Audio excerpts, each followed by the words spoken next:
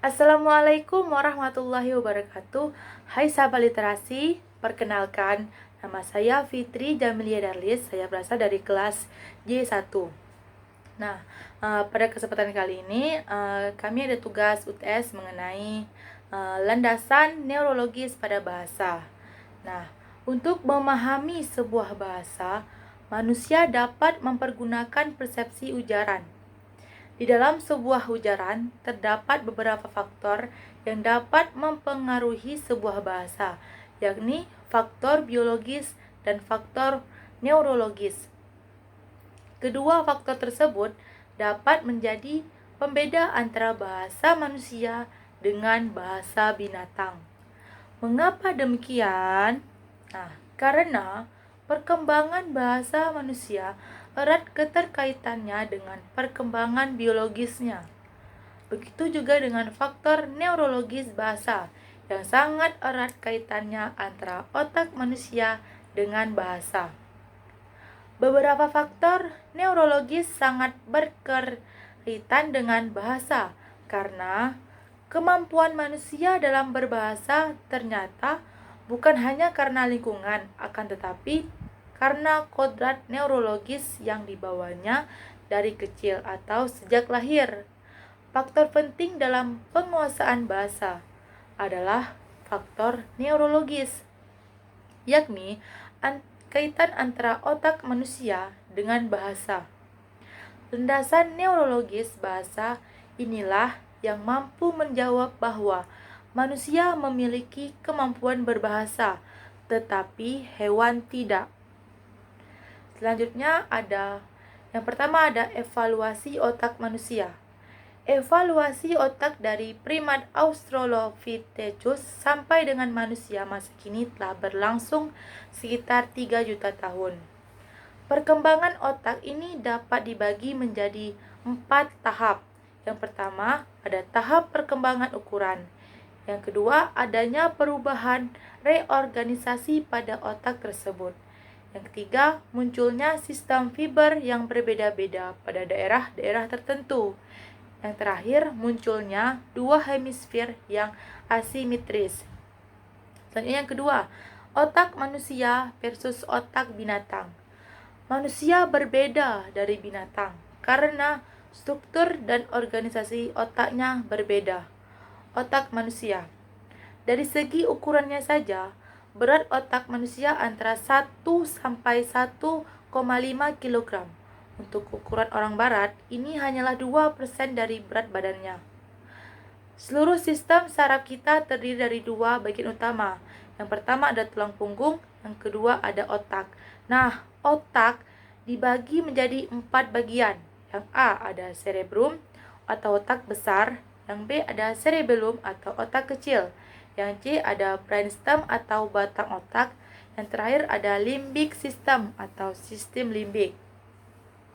Yang B ada otak binatang. Evolusi otak pada manusia dan pada makhluk lain berbeda.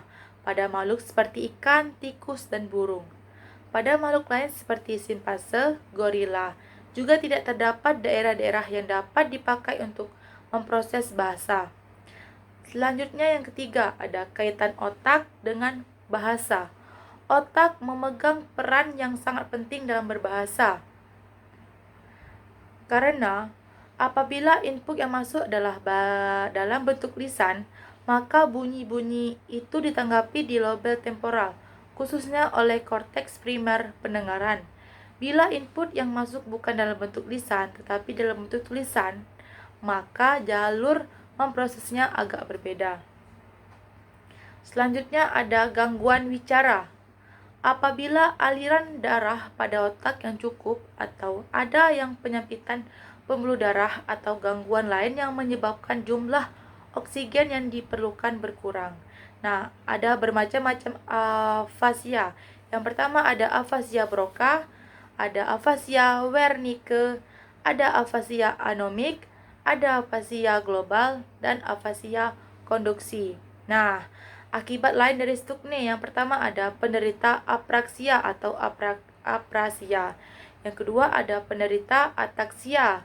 Dan terakhir ada penderita anterograde amnesia atau mengalami kerusakan pada bagian otak yang dinamakan hipokampus. Selanjutnya ada hipotesis umur kritis. Sebelum mencapai umur belasan tahun, anak mempunyai kemampuan untuk memperoleh bahasa manapun yang disajikan padanya secara natif. Selanjutnya ada kekidalan dan kekinanan. Manusia ada yang kidal dan ada yang kinan. Sementara itu, ada pula yang mampu menggunakan tangan kiri atau tangannya secara imbang. Orang semacam ini dinamakan ambidextrous. Dalam masyarakat yang berbudaya seperti ini, orang umumnya menghalangi anak untuk menjadi kidal, padahal masalah kekidalan dan kekinian sebenarnya masalah genetik. Selanjutnya ada otak pria dan otak wanita. Perbedaan otak pria dengan otak wanita terletak pada bentuknya, yakni hemisfer kiri pada wanita lebih tebal daripada hemisfer kanan. Keadaan seperti inilah yang menyebabkan kelas bahasa umumnya didominasi oleh wanita. Mengenai otak pria dan otak wanita, ini ada kecenderungan yang lebih besar bagi wanita untuk dapat sembuh dari penyakit afasia daripada pria. Selanjutnya ada bahasa sinyal. Bahasa ini mempergunakan tangan dan jari untuk membentuk kata dan kalimat. Bahasa sinyal itu sendiri ada beberapa macam.